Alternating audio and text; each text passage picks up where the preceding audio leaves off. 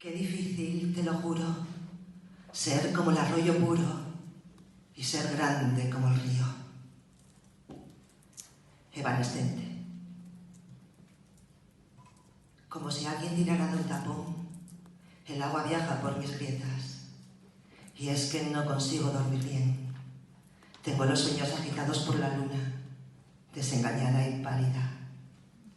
No sé por qué, pero me da miedo, como si la vida fuera una cosa mala. Nado y tiemblo con el corazón calvo, lleno de cicatrices moradas. Sin dejar de nadar, me desplazo como los insectos, como las palabras, para ser más fuerte, para no ser lago, evanescente en la mirada.